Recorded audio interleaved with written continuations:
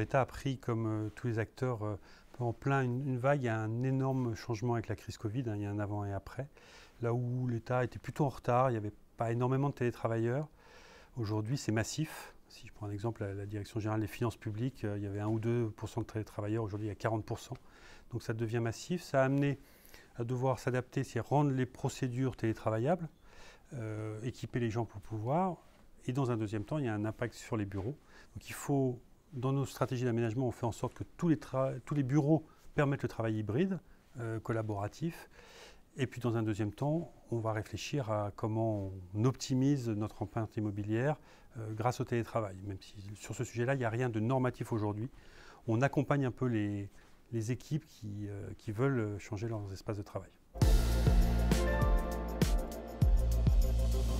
Alors, ils se mobilisent pour investir beaucoup. L'immobilier de l'État occupe 94 millions de mètres carrés. Ça, c'est ce que disaient mes prédécesseurs, où ils disaient parfois ça vaut tant de milliards d'euros. Maintenant, je suis obligé de dire plus du tout ça. Je pèse 2,6 millions de tonnes équivalent CO2 par an en émissions de gaz à effet de serre. C'est en gros ça, notre consommation. Et il n'y aura pas de décarbonation stratégie nationale sans un effort de l'État sur ses émissions de gaz à effet de serre, sur son immobilier. Et alors pour ça, on a plusieurs volets. On travaille sur les usages. On s'est rendu célèbre puisqu'on a été à l'origine de la promotion des 19 degrés, chauffage à 19 degrés l'hiver, la climatisation à 26 degrés, qui était déjà dans la loi, mais on l'a beaucoup poussé. Et ça, c'est un énorme vecteur de transition environnementale. L'exploitation des bâtiments. Et donc avec ces deux volets, les usages et l'exploitation, on estime pouvoir faire 40% de l'effort. Les 60% restants, il faut investir dans les bâtiments.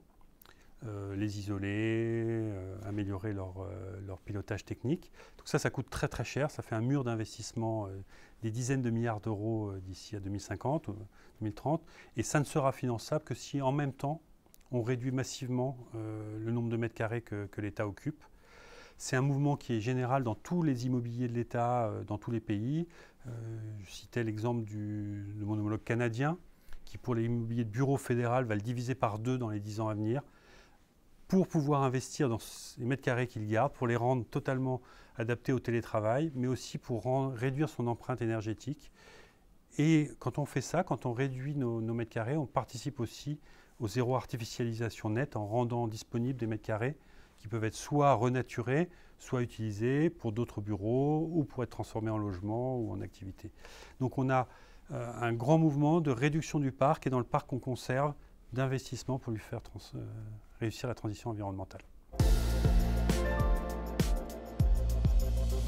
Je pense qu'il n'y aura pas d'augmentation, c'est-à-dire que personne ne souhaite aller vers plus que 2,3 en moyenne, qui est quelque chose d'assez raisonnable, puisqu'il faut vraiment que le télétravail permette la vie du collectif. Donc il faut ces temps du collectif, de la vie ensemble. En revanche, il y a encore beaucoup d'administrations qui soit ne peuvent pas télétravailler parce que leurs procédures ne sont pas assez numérisées, pas assez digitalisées pour être télétravaillables ou pas de manière sécurisée. Donc celles-là, le jour où elles passeront à une procédure télétravaillable, il y aura plus d'agents qui le feront. Et puis il y a des managers qui ne sont pas à l'aise avec manager des équipes à distance. Et il y a un mouvement de formation, d'acculturation. Et là, je pense qu'il y aura une pression des recrutés pour aller vers ce télétravail. Donc pas plus en moyenne pour ceux qui passent au télétravail, mais en revanche de nouveaux services qui vont passer au télétravail, ce qui fait qu'au total, il y aura plus de télétravailleurs encore.